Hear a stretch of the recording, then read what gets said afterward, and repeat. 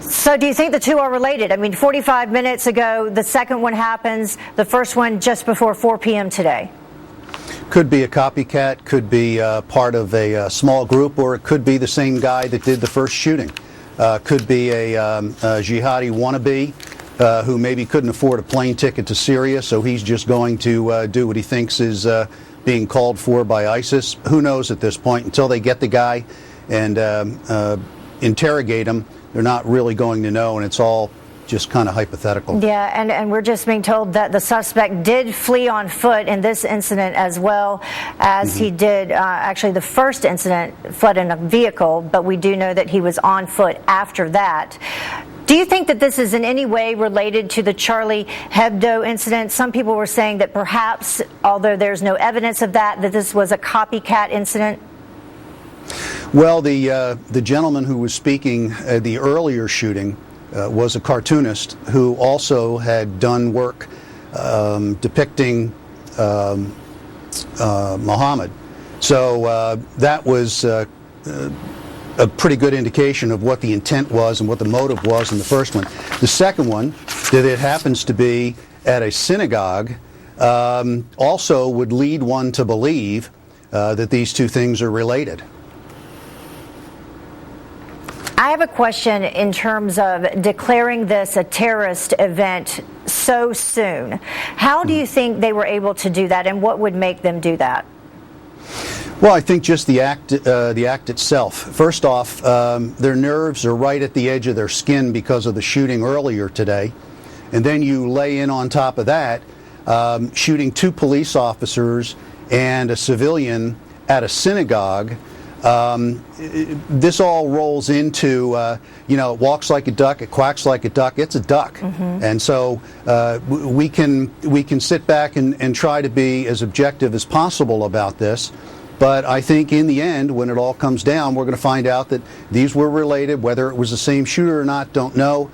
But it could have been a copycat from the earlier action. And the first incident happened at a cafe. I understand it was fairly wide open area.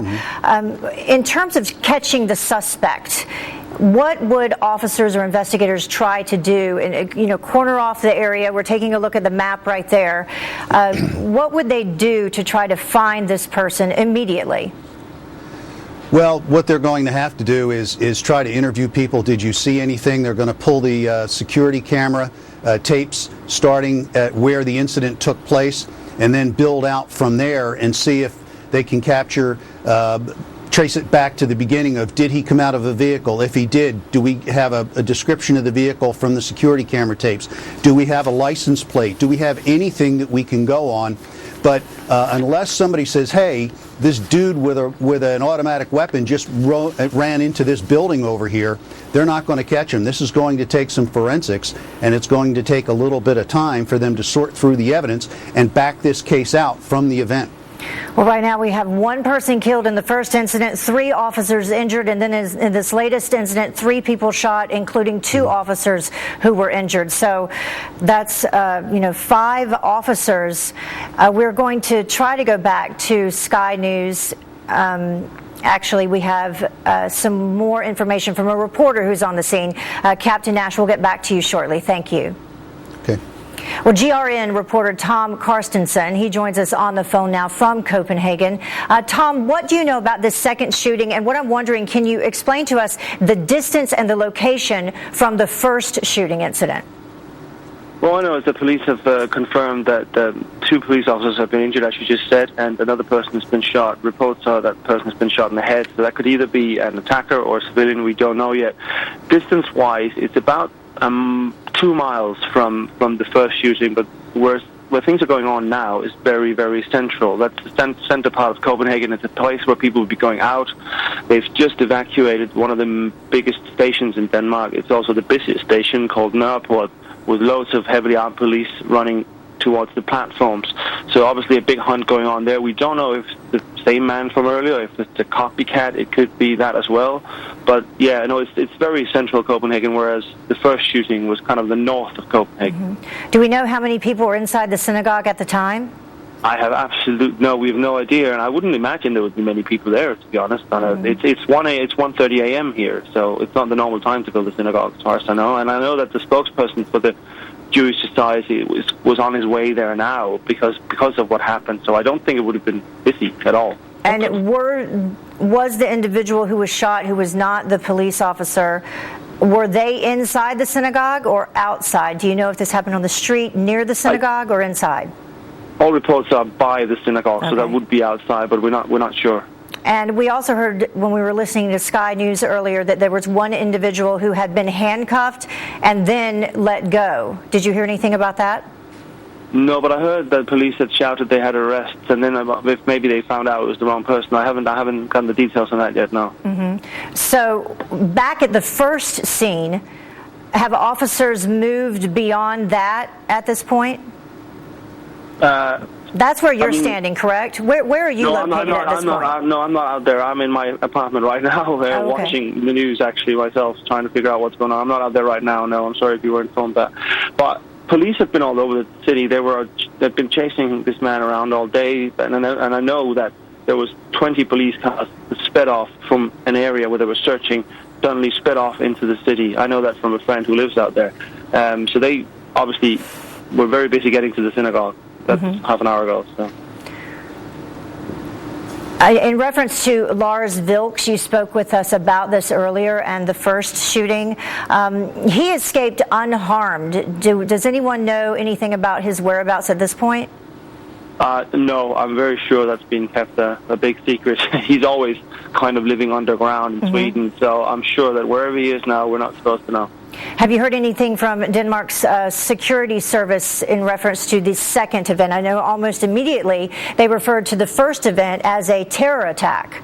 Yeah, no, they haven't given any specifics except that there's been shots and police have been shot and this other person has been shot. They haven't gone into any definitions yet of whether or not it's a terror attack, whether or not it's in the same. I don't think they know yet, to be honest. They don't know if it's the same person or a different one. Earlier you said that they were searching door to door looking for the first suspect. At this point, I should clarify, they are not saying that these two incidents are related.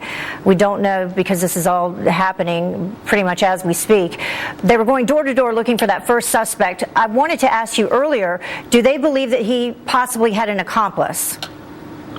They started out by saying that there were two, and then they changed it to one. So no, the latest is that there was just one man with the first shooting. No, they changed that around 8 o'clock tonight. So after the first shooting, he abandoned the vehicle, and the vehicle was found. Where was the vehicle found? It was found about a mile and a half from the shooting, and that's the area where I was explaining before that a lot of police were looking in this area. They had trains shut down to look at the tracks, and then they were checking gardens and parks, and that's the area where they sped off half an hour ago. 20 police cars sped off. And is that a mile and a half in the direction of the synagogue? Is it headed really that way? No, not at all. Actually, it's kind of even further away. Okay. Well, they said that this suspect fled on foot. Have you heard any reports of helicopters up in the air or what they're doing to search and find this suspect? Police helicopters as well in the area. I'm sure that there's reports on police helicopters circling both in the north and in the center. And in terms of Copenhagen itself, I mean, it's a small community or large community. Tell us about the families and the type of scene this particular area encompasses. Copenhagen itself is 1.5 million people altogether, and I mean, the area where the shooting happened it's a nice urban area, quite expensive area as well, actually. So it's just a nice place with lots of families, playgrounds, big football stadium. It's just normal area. And the first shooting of the cafe, I understand that there was a large park directly across from that. Yeah, massive. Yeah, the biggest one we have. Yeah, there's lots of football fields, and it's just by the National Football Stadium as well, actually. And the cafe itself is known for putting on a lot of jazz concerts, and I understand they list those outside the venue, the cafe, when they're happening. Did they announce or have listed outside the cafe that there would be a free speech event? That's what was occurring at the time of that shooting. Actually, not sure how that was. I mean, it wasn't a secret that it was held. I'm not sure if they had it listed on the actual building. I don't know. Was there a lot of publicity for it? Would a lot of people have known it was going on? No, there wasn't a lot of publicity before, but it was mentioned. I mean, so obviously if you wanted to find out and go there, it was easy enough to find out. It wasn't secret. Okay, but not widely publicized. So No. Someone would have had to have known that it was happening there at that time. Well, I'm sure it was public, so you could, but it wasn't a big thing before the shooting happened. Okay. Tom Carstensen, thank you so much for joining us. We appreciate it. I'm sure we'll check back with you as well. All right, thanks. Thank you. And